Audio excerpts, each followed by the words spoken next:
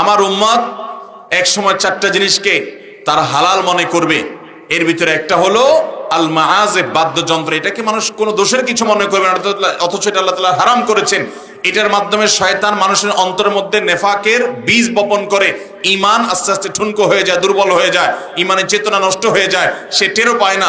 এই জন্য এই সমস্ত নেশায় বুধ হওয়া মানুষ হেদায়েত পায়, কিন্তু তার পরিমাণ থাকে খুব কম, ভয়ঙ্কর একটা জায়গায় চলে যায়।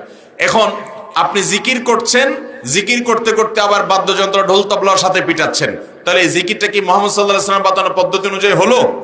অথচ জিকির ইবাদত, কিন্তু সেটা মুহাম্মদ সাল্লাল্লাহু আলাইহি ওয়াসাল্লামের পদ্ধতি অনুযায়ী হয় নাই, তাহলে এটা বিদআত। এবং এই বিদআতের কারণে জিকির করে আপনি জান্নাত না বরং জাহান্নামে যাওয়ার কথা নবী সাল্লাল্লাহু আলাইহি ওয়াসাল্লামের হাদিসের আলোকে। ঠিক একইভাবে আপনি জিকির করার জন্য একটা বিশেষ রূপ দিলেন, সম্মিলিতভাবে নেচে কুদে লাফিয়ে লাফিয়ে বিভিন্ন রকমের গান টান বানিয়ে সেটাকে আপনি জিকির মনে করছেন এবং মন গড়া বিভিন্ন কথা বলছেন, সেখানে শিরকপূর্ণ কথা পর্যন্ত আছে।